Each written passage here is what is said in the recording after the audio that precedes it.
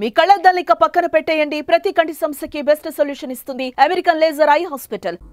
Senior నటుడు రాజేంద్ర ప్రసాద్ ఇంట్లో విషాదం నెలకొంది. ఆయన కుమార్తె గాయత్రి గుండెపోటుతో కన్నుమూశారు. గుండెపోటు రావడంతో వెంటనే హైదరాబాద్ ఏఐజీ ఆసుపత్రికి తరలించారు. అక్కడ చికిత్స పొందుతూ తుది శ్వాస విడిచారు. కుమార్తె మరణంతో రాజేంద్ర ప్రసాద్ కుటుంబం తీవ్ర విషాదంలో ఉంది.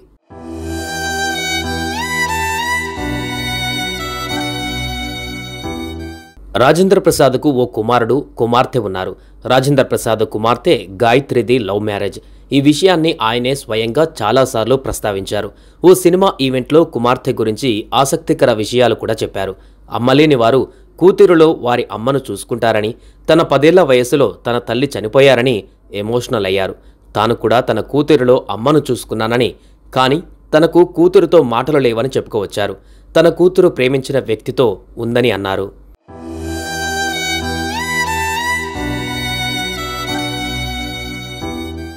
గాయత్రి కూతురు తేజస్విని చైల్డ్ ఆర్టిస్ట్గా చాలా సినిమాలలో నటించింది.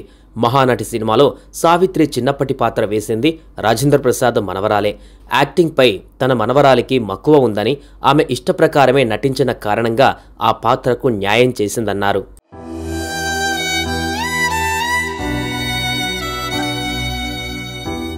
రాజేంద్ర ప్రసాద్ కుమార్తె మరణంతో సినీ పరిశ్రమలో విషాదం నెలకొంది. పలువురు సినీ ప్రముఖులు ఆమెకు నివాళులర్పిస్తున్నారు. రాజేంద్ర ప్రసాద్ను కలిసి ధైర్యం చెబుతున్నారు.